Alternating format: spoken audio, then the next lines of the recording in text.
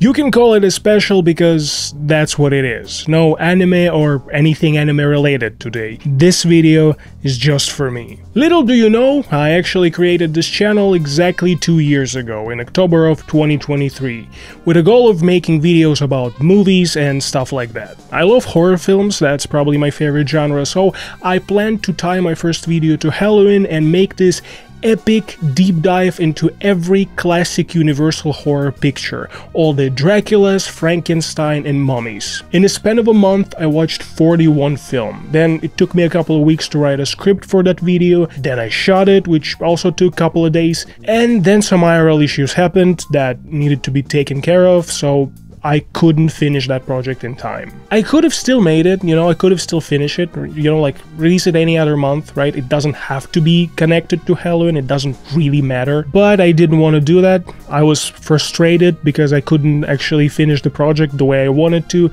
So in an act of this creative meltdown, I just said fuck it and deleted all the footage for that video. And I didn't actually start making anything on this channel for like an additional year and a half. Still have that script though, that's 43 pages and 22,000 words long.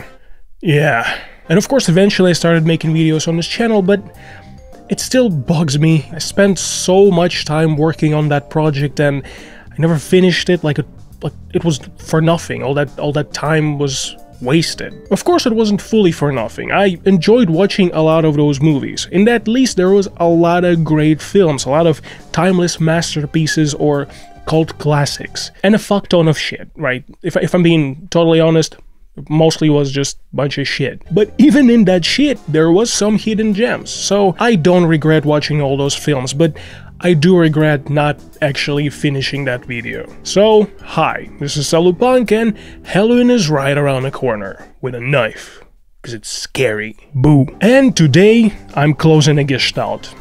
At least, like 1/41st of it.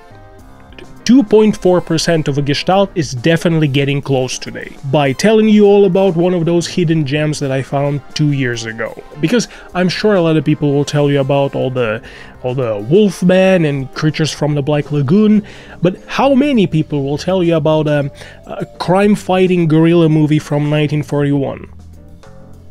Not a lot, I would imagine. And that sounds pretty awesome, isn't it? So let's fucking go. Be careful what you wish for. Punk, punk, punk, punk, punk, punk.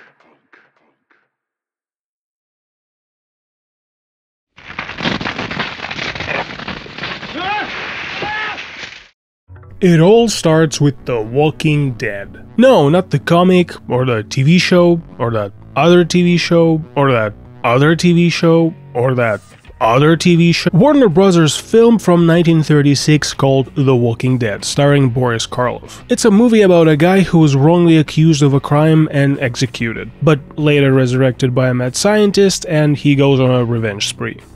And if you're thinking, this plot sounds really familiar, that's because a lot of stuff was directly or indirectly inspired by it. You can see the influence through the years, but also it happened right at the time. The Walking Dead came out and started sort of a subgenre of films with similar plots. Most of them starred Boris Karloff and most of them dull as fuck. But 5 years later, in 1941, technically in 1940 I guess, someone at Paramount thought, but what if we take that new subgenre and we make it into the creature feature. That's how The Monster and the Girl happened. And not gonna lie, when I was going through my classic Universal horror journey and I saw this poster, I was like, what the fuck is this? Like, I know that America has a really weird fascination with gorillas, especially gorillas on covers. Comics had a full-on gorilla age when people at DC discovered that if you put gorilla on a cover, it significantly boosts sales.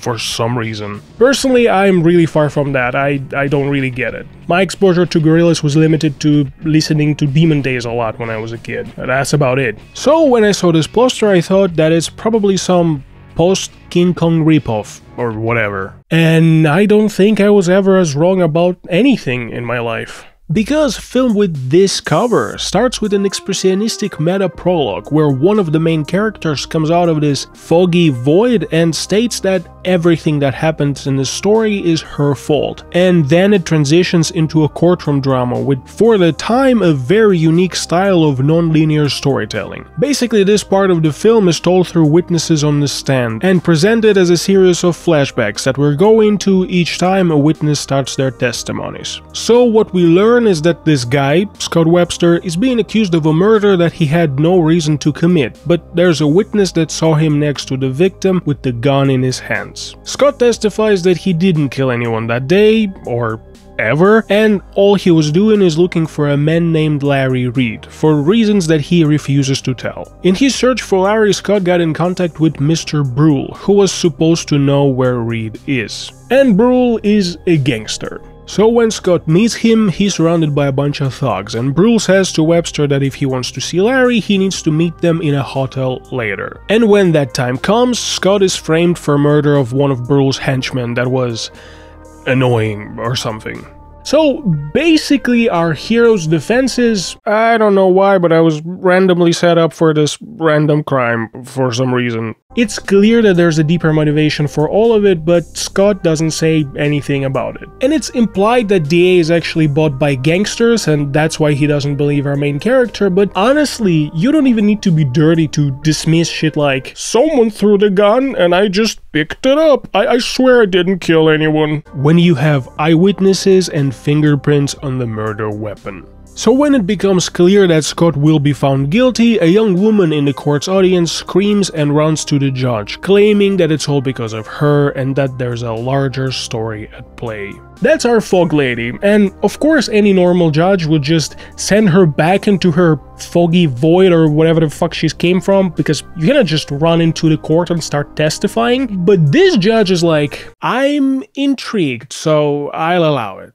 Fog Lady's name is Susan Webster, and even though by looking at these images you'd assume that she and Scott are married, in reality they are siblings. They both come from a small town, and while Scott was content with their small life, Susan had big city dreams. So she went into the city to chase them, but real life burst her bubble pretty quickly when she just couldn't find a job and started to run out of money. And when it felt like the dream was shattered, she met a guy named Larry Reed, who bought her a popcorn with extra butter. So Susan was like, extra butter, you say? Well, I guess marriage is the only logical outcome. Insert here a joke about buttering her up or something. Susan wrote a letter to Scott where she told all about Larry, how great he is and how much butter is everywhere, and they had a wedding, a little ceremony and a huge party afterwards. But the morning after the wedding there was no guests and there was no Larry, only one of Brule's henchmen saying that it was all a scam. All of the bills for everything are on her now, and because there's no jobs in the city, the only way for her to close the debt is to work for Brule as a prostitute. And you might ask, how much does she actually owe? And it is just astonishing, $95.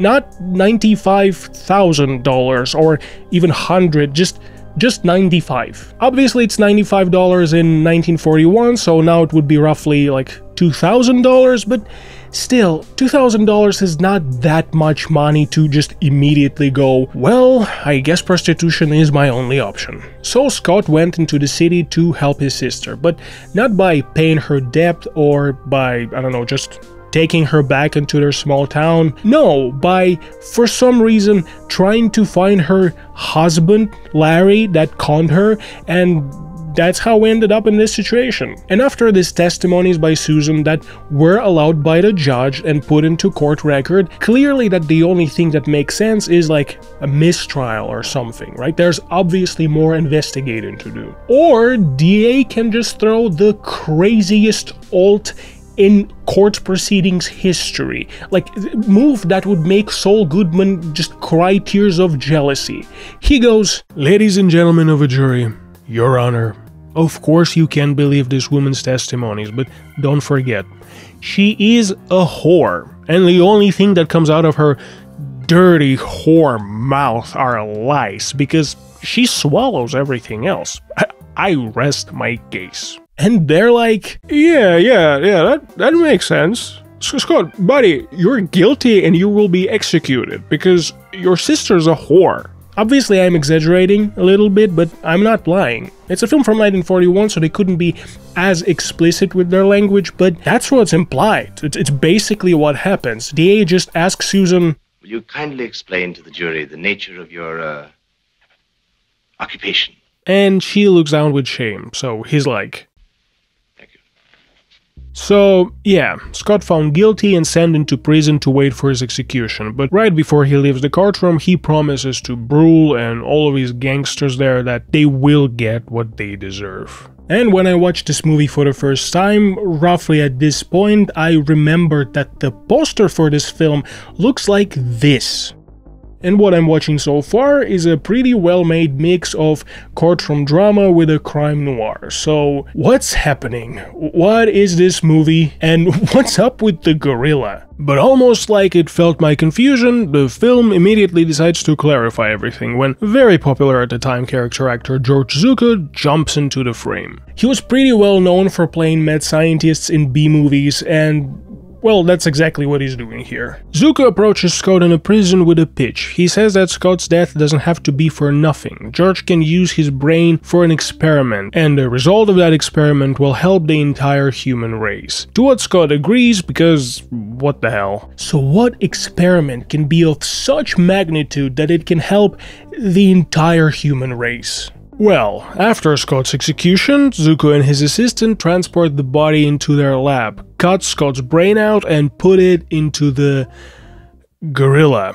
So now Scott is the reanimated gorilla man. And it can help humans by, I don't know, he can learn how to speak monkey and convince them not to Planet of the Apes asshole, but in that case you can run the risk that he can actually become like the leader of monkey resistance and Avatar asshole. Also, if you need something from a tall tree, he can bring it down like pretty fast.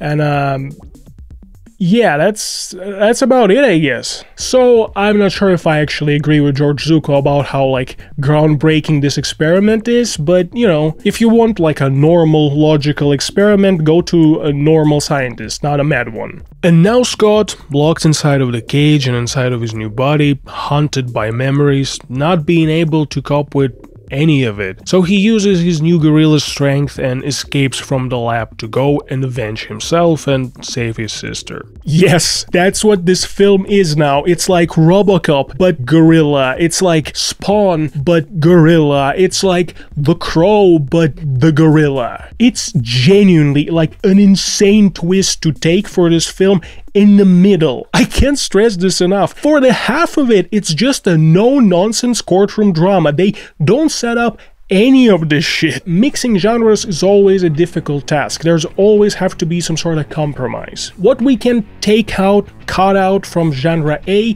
so it mix better with genre B. For example, people love to point out how comedy and horror are like very close genres because the mechanics of building a scare and making a joke are very similar. You like set something up and then you break the expectation with either something funny or something scary. And like, that's true, but if you look at even the greatest examples of horror comedies, let's say What We Do in the Shadows, Tucker and Dale vs. Evil, or Shaun of the Dead. All of those films take visual and stylistic elements of movies that they are riffing on to morph them into really good comedies, but ultimately, they're not scary. They don't really even try to be horror films, because in a mix of genres, compromises have to be made. If it's not The Monster and the Girl, because this film just says fuck it, and for the half of it fully commits to being one genre and then in the middle just fully switches to another one. Starts like a courtroom drama that, by the way, already sort of mixed with crime noir, and it does this genre really well. It has a simple but effective cinematography, and it effortlessly establishes all of the active players just with editing and good portrait shots. Or how the camera flies through the courtroom doors and later through the laboratory doors, kind of physically carrying us into different parts of the film. Experiment part of the film also very intentionally shot and edited in a very different style to create this dizzying feeling that visually represents the sharpness of a turn that story takes. Old movies, mostly in the 30s, but some even in the 40s, had really big issues with sound. They they didn't really know what to do with it. It was a relatively new invention that also fully upended the entire production approach, right? Like the way people worked had to change. All of a sudden, everyone had to be really quiet on set while cameras were rolling. And for quite a long time, no one could figure out the scores, how to properly implement them. As a result, a lot of early talkies lack scores almost entirely, and they feel kind of empty because of it. This film has a couple of scenes that play with music in a fun way, specifically in a lab scene when music synced with a breathing machine. But most of the film also kinda lacks score. If in the second half it's like an actual issue, it wasn't exclusive for this film at the time, but it doesn't help. The courtroom part actually benefits from it. Lack of music creates this empty, daunting feeling that helps to build the suspense. And again, even writing is kind of impressive. Like, you don't expect a B-movie from 1941 to play with non-linear storytelling. Of course, it would be awesome if the film more actively leaned into showing different perspectives on the same events, or maybe have like unreliable lying witnesses talking about the stuff that didn't actually happen. But that's not what this film is actually about. It's not a courtroom drama. Like, I know it's easy to forget, but it's actually a creature feature horror film. So, our gorilla man climbs on top of the building, not to punch planes, but to fight organized crime. And the final part of the film begins. Now it's a creature feature horror film mixed with crime noir. Without losing any time, Scott goes and kills corrupt DA. He does it so fast, in fact, that they don't even show the kill, it happens off screen. And gangsters discover that with us on the radio. It turns out that basically every bone in his body was broken, but he didn't fall out of the window or anything, so the coroner and especially two comic relief detectives are really confused how that could have happened. The gang immediately remembers the promise that Scott made in the courtroom, and some of them start panicking. But Brule and Larry think that it's really silly and decide that it's better to check on Susan. Maybe it's her doing somehow. So they send one of them to her boarding house. But Scott had the same idea, and after getting rid of DA, he decided to check on his sister. And scenes like this is where the film truly shines. Again, you know this scene, like in The Crow, when after resurrection Eric goes to check on his apartment and it's very sad but epic moment, and here, just a stupid gorilla sneaking behind the window. I love it. Here Gorilla Man also meets his best friend, who's also the best actor of the film, and the bestest of boys. Dog named Skipper. He was Scott's dog pre the whole gorilla thing, and now he's his sidekick. And while Gorilla Scott was looking at his sleeping sister after breaking into her place, not in a creepy way, I hope, he hears the car pulling up and hides in a tree. But when Scott sees the gangster that he recognizes from the courtroom, he just buries right on top of his head, which kills the mob guy. Next day, after comic relief detectives once again are at the loss with what could have crushed another man to death, and Brule, after losing another member of his gang, sends yet another person to pick up Susan, this time successfully. She's delivered to the bad guy's lair, with Scott and Skipper following by Roof and Sidewalk.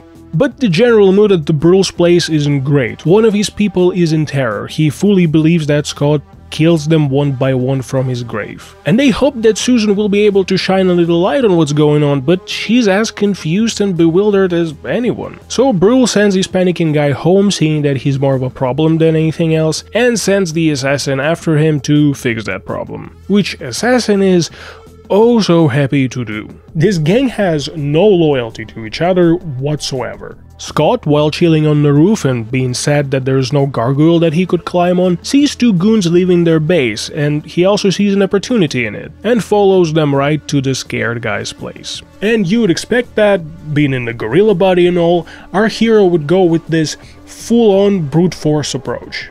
But no, he's more of a stealth guy. So now he's probably sad that there's no box to hide under. First, he sneaks his way to the panicky guy that just crashed on the couch and sends him into the deepest phase of his sleep. Then hides again and waits for the assassin to come in, to give him the warmest welcome in the form of the spine-crushing gorilla hug. But the assassin had a moment to fire a couple of shots into already dead and very calm guy, so cops are on their way and Scott has to hide on a fire escape. And while detectives at first rejoice by the fact that one of the bodies has actual bullet wounds so they don't have to guess what happened to it, before the coroner shits on their parade by telling that those wounds were made after the person was crushed to death. Scott sits outside with his trusted sidekick. And at that moment, our mad scientist George Zuko jumps into the movie once again. He walks by while trying to track down his escaped specimen. And we finally found out why he wanted to do this experiment, why he wanted to create Gorilla Man. Because he's a rat. He immediately tells the cops that it's all work of his gorilla and even points out where Scott is hiding, which forces our hero's hand. Because of the rat, the gorilla has to go and crush all the cockroaches before he gets caught by pigs. So he rushes back to Brule's place and sees through the window how he and Larry slapped the shit out of Susan. So brave Gorilla Man leaps through the window, immediately takes Brule into the abdominal lock and delivers him belly to belly, while Larry cowers to the side and starts shooting into our hero. But of course, what's a couple of bullets to Scott? He's a real G. Gorilla. So he powers through and finally does what he came into the city to do. Kills Larry and saves his sister. And now we have an answer for another lifelong debate. Who would win in a fight, a small gang or a gorilla? Well, Scott also dies right in front of his sister from all the bullet wounds, so I guess it's a draw? Susan is in a state of delirium from all the madness that's just occurred. The camera flies out of the window and down to the street to Skipper. Robin just lost his Batman. The end. And this is why I love this film. Just like every other film would actually set up the genre switch in the beginning and arrive there probably like 15% or maybe like quarter of the film in, definitely not in the midpoint. Every other film would also establish some sort of a thing that only Susan and Scott would understand, their siblings' connection. Like Scott being protective. Each time Susan would cry or be scared as a kid, he would like pat her on the head, letting her know that everything will be alright. And at this crazy ending, he'd also pat her on the head to, first of all, console her, but also to let her know that this is Scott. But this film just says, fuck that. So here, from Susan's perspective, her brother is dead, she was kidnapped by gangsters and just randomly saved by some gorilla that crashed through the window. Even if she accepts that this was some sort of like divine intervention, right, higher power at work, she still will be so fucking confused thinking,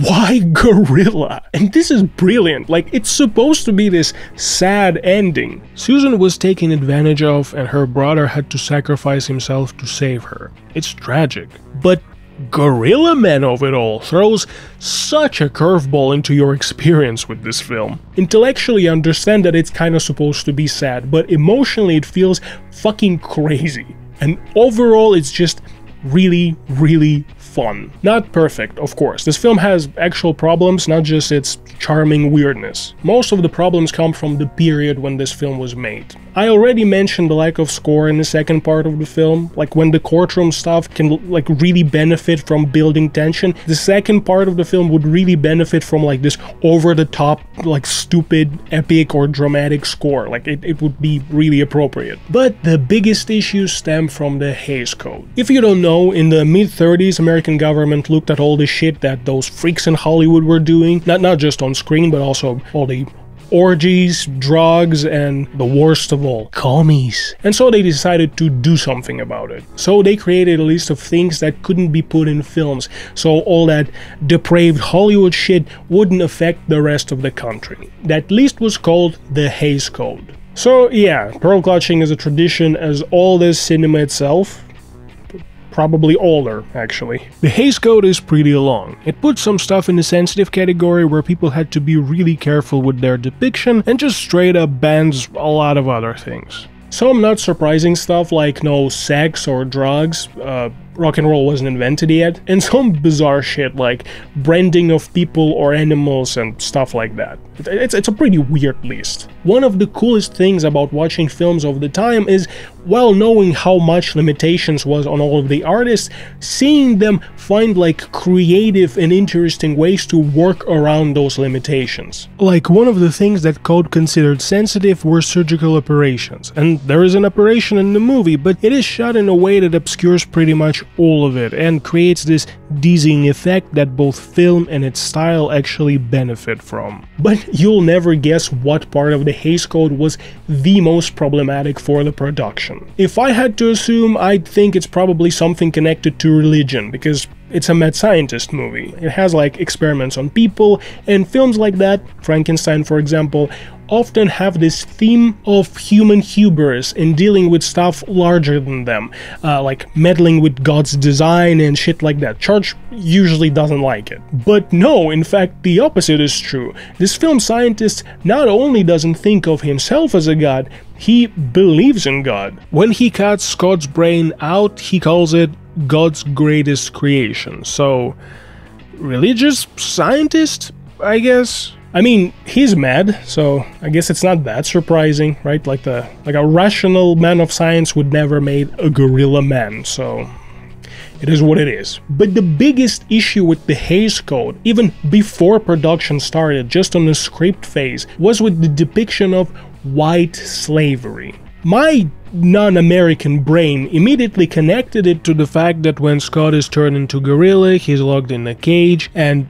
maybe in the original script there was more scenes of treating him like a pet or something. But no, like with everything in America, the reality is way more weird, confusing, and fucked up. In the early 20th century, there was a moral panic in American society. Poor and defenseless white American women were getting into definitely not consensual relationship with men of different races, or still white men but of not like approved ethnicities, immigrants from Eastern Europe for example. Basically with anyone who wasn't considered like white American men. And it definitely did not cause all of those white American men have like a hissy fit that resulted in them making this act that was officially made to prevent sex trafficking and forcing into prostitution of specifically white women, but really it was made to be thrown at any amoral relationships of white American women. And this act was called White Slave Traffic Act, which is especially fucked up because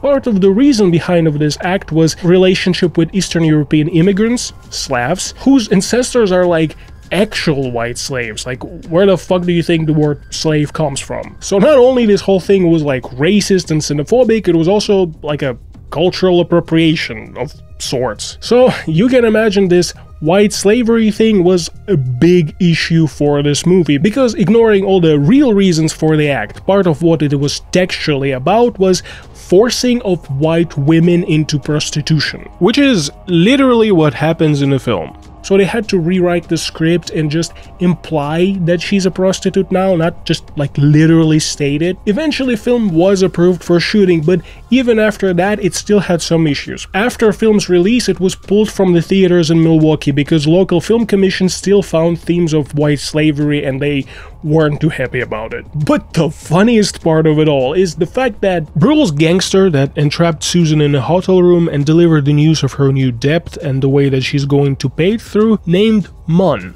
M-U-N-N. And the White Slave Traffic Act was created by James Robert Munn, M-A-N-N. So I don't know if it was just a coincidence or filmmakers intentionally named this white slavery perpetrator after the guy that was earning his political points off of this stupid fucking moral panic, but moments like that makes this film of the time, even post-factum, feel a little dangerous and kinda punkish. Like they know that they're not allowed to do certain things, but they still find a way to do them just a little bit, flirting with the idea of like crossing the line. It especially relates to horror and crime films of the time because half of the Hays Code is just all sorts of limitations on excessive violence and things like that, which is kinda important for horror and crime films. And that's where the main issue with this movie comes from, because don't forget, it's both a monster film, so horror, and a noir film, so crime. I was fully convinced that the monster and the girl will have the Jaws problem, where the gorilla effect or gorilla suit just not gonna work, it's not gonna be convincing. And to my surprise it works really well. Both in movement it looks convincing, and in close-ups of the face, paired with really good dramatic lighting, it meant just to deliver all the necessary emotions. But the true problem lies in the simple fact that all of the kills of all of the gangsters are just boring. No excessive violence means no cool death scenes. As a result of that, Gorilla Man killed half of the bad guys by hugging them. Sometimes there are some interesting choices, like with Scott's execution, instead of showing it, they just have a scene with a prison guard that checks the time, turns the switch, and then the light bulb blinks. Stuff like that are good. But the overall feeling that I had after watching this film, especially for the first time, that the promise that it makes while entering its second half was so much greater than what was actually delivered. Like, you expect to see this gorilla mayhem, and what you get is just a bunch of like second-long hugs. So, what does it mean for the film? Well, first of all, it means that it has to be remade. Like, it's perfect for it. As I said, it was made by Paramount, but the studio had financial issues in the 50s, so in 1957 they actually had to sell their entire library of pre-1950s films. It was acquired by Universal, and that's why this originally Paramount-produced film was in my Universal Classic Marathon 2 years ago. So I'm specifically talking to you, director of Universal. John Universal. I know you're watching. And real, don't be a coward. Make a remake of The Monster and the Girl. Stop with all the Draculas and Wolfmen. They had their time. Scott, the avenging Gorilla Man, also deserves his moment in the spotlight. Like, you already made a Cocaine Bear a couple of years ago. Like, it's obvious you don't really care. And this is so much better. But if being serious, The Monster and the Girl overall is an imperfect but still very interesting and bizarre, but exclusively in a fun way, B-movie that for whatever reason stuck with me for the last 2 years. And that is the end of my not very spooky Halloween special. If you want more of me closing this gestalt from that unmade video, let me know, I have a couple of other ideas. And if you like this video, then don't forget to like, subscribe, and leave a comment. And most importantly, don't ever take an extra buttered popcorn from a stranger, because you will be forced into prostitution while your entire family turn into crime-fighting gorillas. If there's any takeaway from this video, that's what it is. In the next video, we will be back to standard programming, but for now, thank you, fuck you, and goodbye.